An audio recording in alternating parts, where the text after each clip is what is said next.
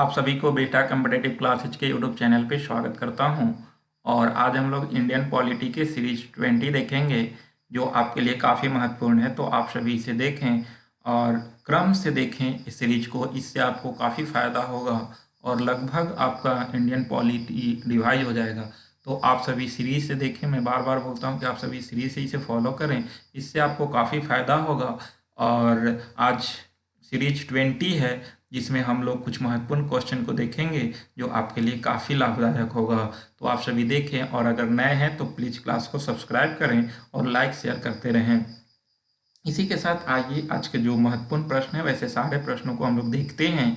तो आज का एक प्रश्न है, वे विषय जिस पे केंद्र और राज्य सरकार दोनों कानून बना सकती है उल्लेखित है। तो कौन सा जो है वो विषय है जिसमें केंद्र और राज्य दोनों कानून बना सकती हैं। तो हम लोग इससे पहले वीडियो में देखे हैं, सूचियां के बारे में पढ़े हैं कि संघ सूची, राज्य सूची और समवर्ती सूची। तो इसका उल्लेख भारतीय संविधान के अनुसूची 7 में किया गया है।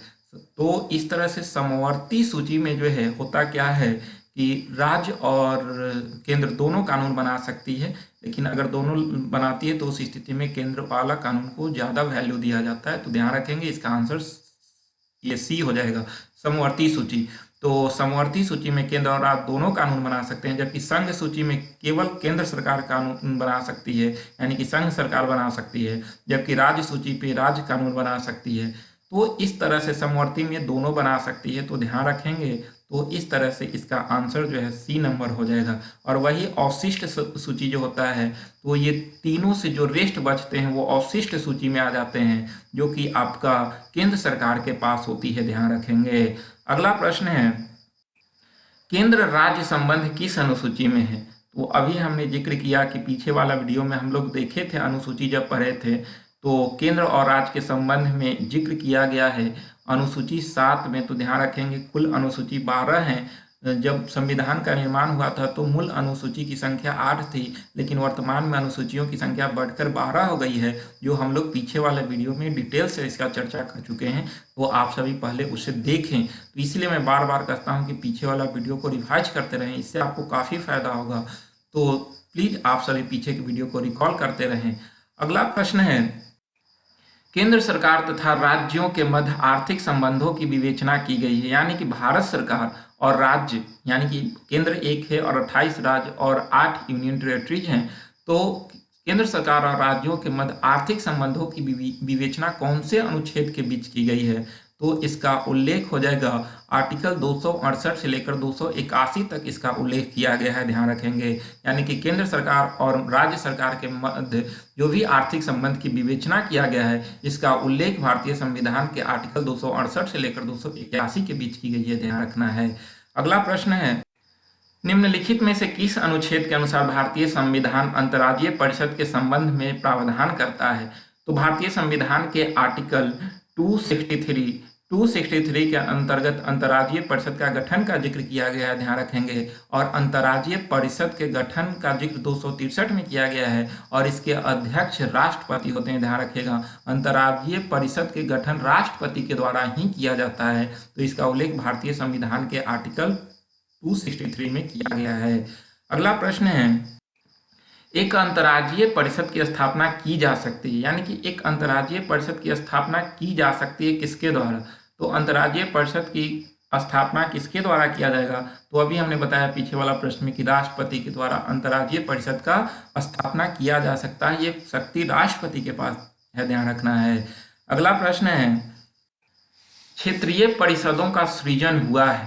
तो बहुत महत्वपूर्ण प्रश्न है, क्षेत्रीय परिषदों का सृजन हुआ है। तो इसका आंसर होगा आपका बी नंबर, संसदीय कानून द्वारा। तो देश के अंदर पहले जो है वो 5 क्षेत्रीय परिषद थे, जो था आपका एक उत्तरी क्षेत्र था, एक दक्षिणी क्षेत्र था, एक पूर्वी और एक पश्चिमी, और एक जो है वो आपका केंद्रीय क्षेत्र थे। तो 5 क्षेत्रीय परिषद का सृजन किया गया था देश में प्रारंभिक समय में। लेकिन 1971 में एक पूर्वी क्षेत्र को भी शामिल किया गया, जो उत्तर पूर्व में थे, पूर्वोत्तर को। तो पूर्वोत्तर परिषदों को भी शामिल कर लिया गया। तो इस तरह से क्षेत्रीय परिषद का गठन किया जाता है, और इस क्षेत्रीय परिषद के जो अध्यक्ष होते हैं वो देश के गृह मंत्री होते हैं। तो ध्यान रखेंगे कि क्षेत्रीय परिषद का अध्यक्ष कौन होंगे, तो गृह मंत्री होंगे। और जब भी इसका बैठक होता है तो इसकी अध्यक्षता केंद्रीय गृह मंत्री के द्वारा किया जाता है, ध्यान रखेंगे। तो क्षेत्रीय परिषद एक जो है वो इसका सृजन संसदीय कानून द्वारा किया गया है, ध्यान रखेंगे, न कि जो है इसका कोई उल्लेख भारतीय संविधान के आर्टिकल के अंतर्गत किया गया है।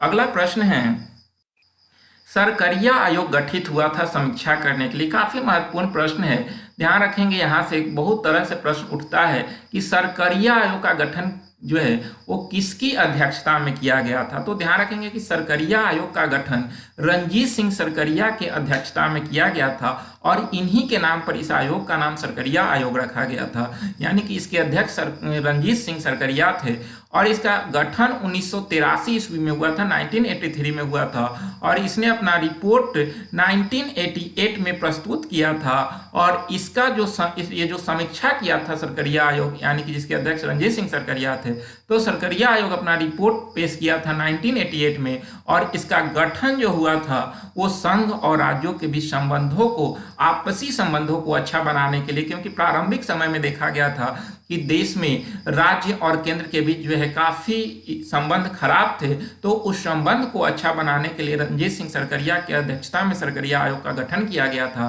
तो ध्यान रखेंगे कि इसका गठन 1983 में हुआ था और अपना रिपोर्ट 1988 में प्रस्तुत किया था। और इसका संबंध है संघ और राज्य के मध्य अच्छे संबंध बनाने के लिए। तो ये काफी महत्वपूर्ण क्वेश्चन है, लगभग परीक्षा में यहाँ से सवाल उठते हैं। तो ध्यान रखेंगे कि इसका आंसर डी हो जाएगा।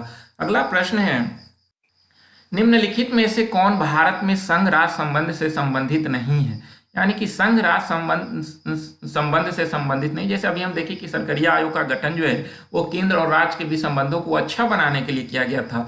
तो इसी तरह से जो है इनमें से 3 ऐसे आयोग हैं जिसका गठन इसीलिए किया गया था क्योंकि संबंध अच्छा हो। क्योंकि बहुत चिंता के विषय थी कि केंद्र और राज्यों के बीच संबंध अच्छा नहीं रहते हैं, क्योंकि जब तक संघ और राज्य का संबंध अच्छा नहीं रहेगा तब तक राज्यों का जो है पूर्ण विकास संभव नहीं हो पाएगा। इसलिए कोई भी राज्य संघ से स्वतंत्र नहीं रह सकते हैं। तो इसलिए संघ और राज्य के बीच अच्छा संबंध बनाने के लिए विभिन्न आयोग का गठन किया गया था, जिसमें से आपका इंद्रजीत गुप्ता समिति का संबंध इससे नहीं है। बाकी सरकरिया आयोग, राजमन्नाथ समिति और पुंछी आयोग, ये तीनों का संबंध संघ और राज्य के बीच अच्छा संबंध बनाने के लिए किया गया था। अगला प्रश्न है, क्या संविधान के अंतर्गत भारतीय संघ के किसी विदेशी ऋण सीधे लेने की शक्ति रखते हैं। मतलब कि कोई भी भारतीय राज्य है, वो भारतीय संघ के कोई भी राज्य है, वो क्या विदेश से सीधे ऋण ले सकते हैं? क्या उन्हें संविधान ये पावर देती है? तो इसका आंसर होगा नहीं, यानी कि बी नंबर आंसर होगा। कोई भी जो है वो केंद्र संघ के, भारतीय संघ के राज्य हैं, उसे विदेशी ऋण लेने की शक्ति नहीं दी गई है। या भारत सरकार के मध्यस्थता के बीच ही कोई भी राज्य सरकार जो है वो ऋण विदेश से ले सकती है। तो इसका संविधान में कोई जिक्र नहीं है, यानी कि इन्हें संवैधानिक पावर ये नहीं दी गई है, ध्यान रखना है आपको।